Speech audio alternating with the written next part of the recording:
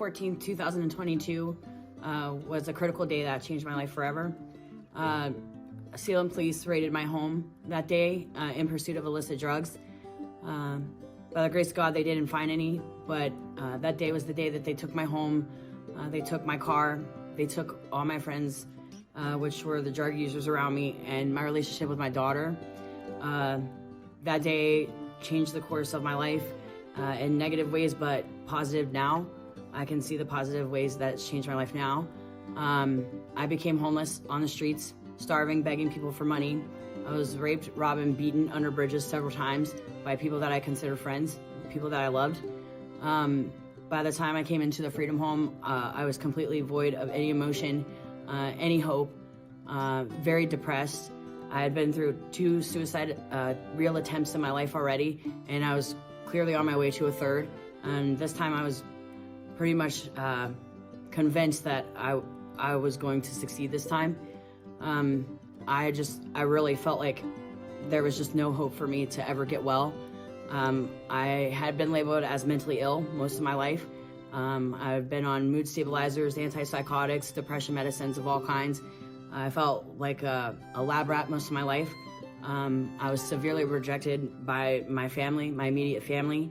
I always felt like an outcast, like I didn't fit in.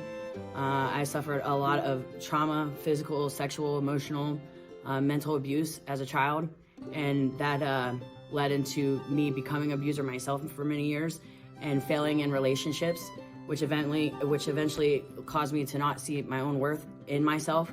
I lacked all confidence. I felt like my life was cursed, that I would never be a blessing to anybody else or myself. I tried to be the best mother I could in every worldly perspective, but it failed for me.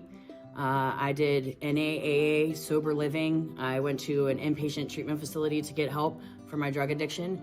I've been addicted to every drug that you can be addicted to. I started smoking at 7, drinking at 10, smoking weed by 13, and by 15 I was selling pills, taking pills.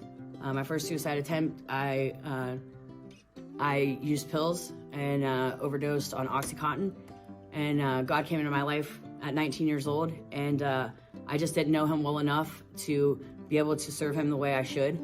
And so I fell away, and that led to where I am now. And so I'm back after 14 years of serving myself and not the Lord. He's restoring me day by day. This program has changed my life. It's made me more secure in myself, my relationship with Christ. It's given me my love back for other people, including myself. And I'm able to love God the way he loves me, and I'm learning to love the others the way that God loves me. And I feel encouraged, and I feel safe and wanted, and I feel like I'm better able to serve God and serve people more effectively because God has transformed my life through this program. And I just want everybody to know that if God can restore my life and change my life and make me new, that there's hope for anybody.